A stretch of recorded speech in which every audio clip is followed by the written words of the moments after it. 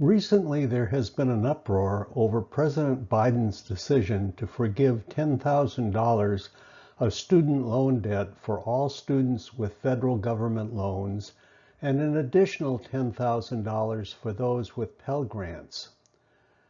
Regardless of your thoughts on that decision, the reason that this generation of college students and graduates are deeply in debt is that the cost of going to college here in the United States has risen far faster than inflation. In this video, I explore some of the reasons for these soaring college costs.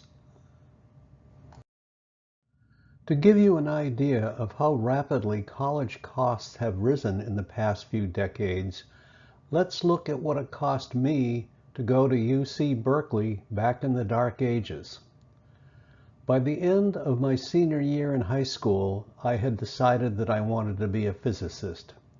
My family did not have the money to send me to college, but I was fortunate to live in California, where the University of California system offered an excellent college education to California residents who had graduated from high school with good grades.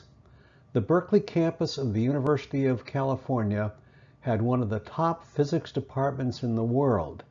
So even though I was living in Southern California, I set my sights on Berkeley. To get there was going to be a challenge because I barely had 2 nickels to rub together.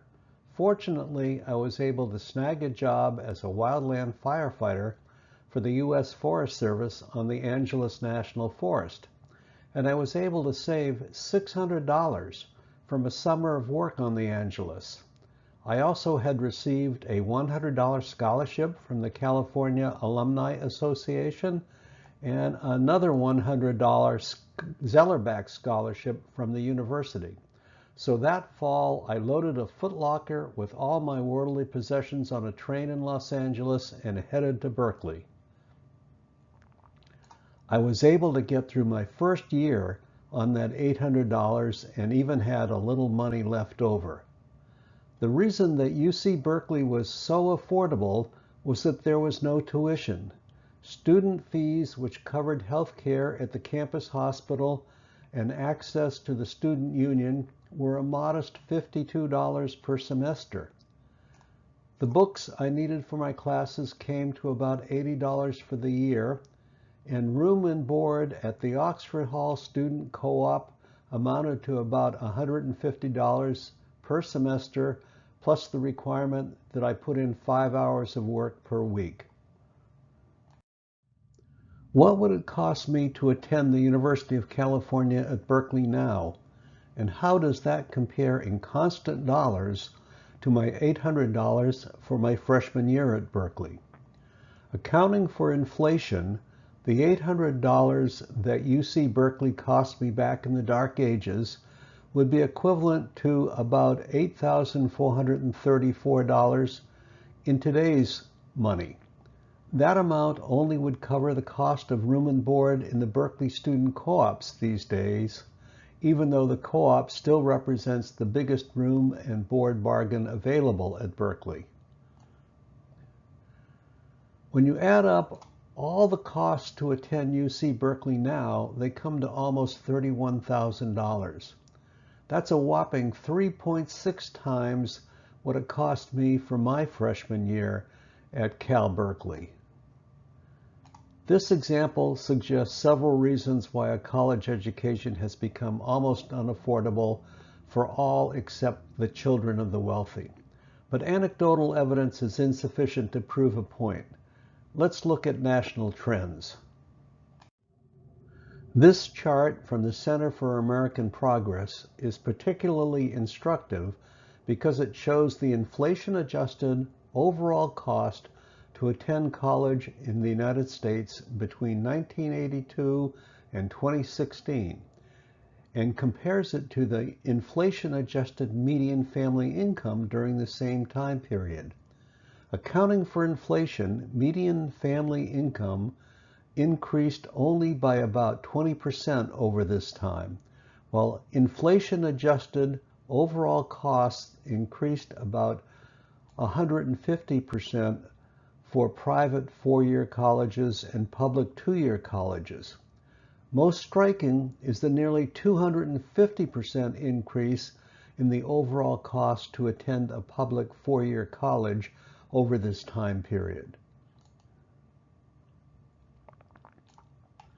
A major driver in the increased college costs at public four-year institutions has been the decrease in state, local, and private funding for public colleges. According to the USA Facts website, in 1981, state, local, and private funding accounted for 50% of the revenue for public colleges. By 2016, state, local, and private funding made up only 29% of revenue for public colleges. Tuition increased to make up the difference. Other data shows that room and board costs have been rising at about the same rate as tuition increases.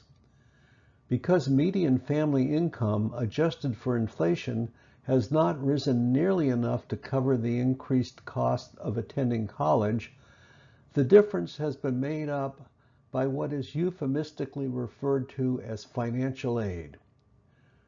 Financial aid includes grants, scholarships, and loans. Depending on family income, students may be eligible for federal Pell Grants that average around $5,000 a year, and some students receive scholarships that further defray their college costs.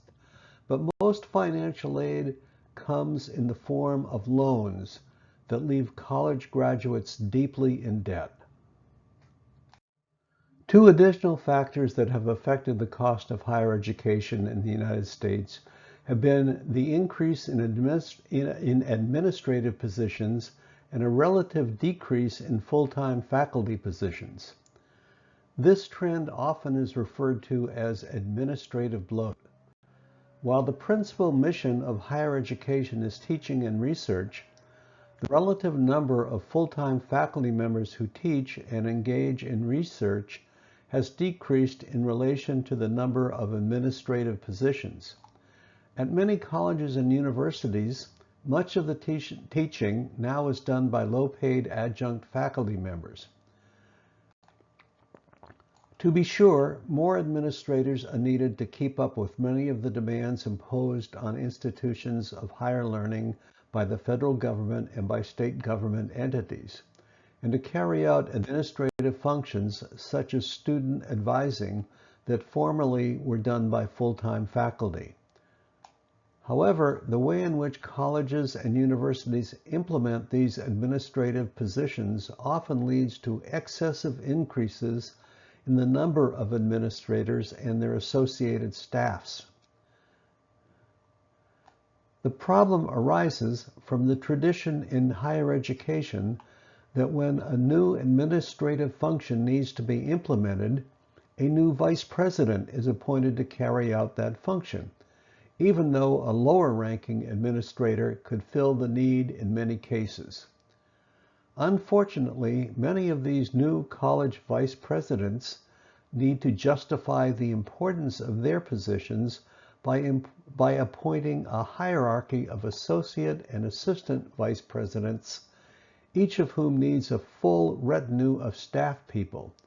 The result is that many colleges and universities have as many or more administrator positions as full-time equivalent faculty positions, with many of the administrators receiving salaries higher than that of full-time tenured faculty members. In my opinion, a good way to introduce greater efficiency in higher education administration would be to move away from a strictly hierarchical organizational system to one that restricts the number of vice presidents to the major administrative divisions of the institution and eliminates all associate and assistant vice presidents.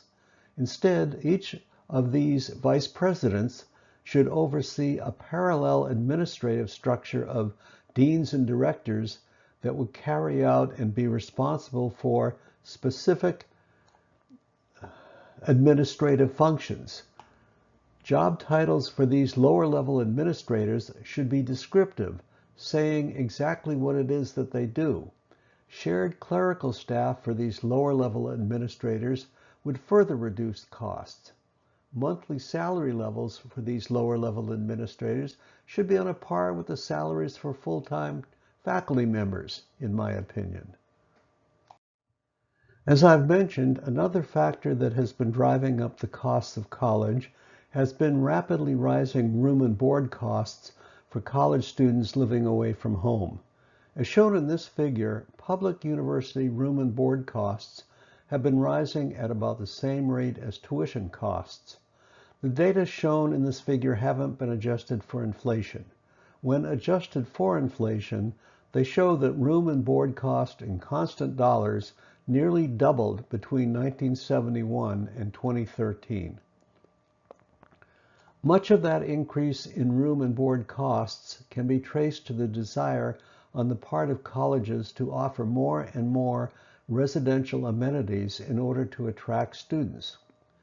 While today's college dorm accommodations are far less Spartan than what I had at the student co-ops back in the day, surely some efforts for colleges to provide lower cost room and board options should be on the table for struggling students. To summarize, reining in administrative bloat and providing less expensive room and board options for students would go a long way towards controlling college costs, in my opinion. I hope you have found this video informative. If you have any questions, or if you have any suggestions for how to make college more affordable, please leave them in the comments section.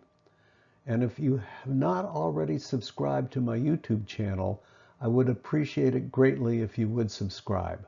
Thanks for watching.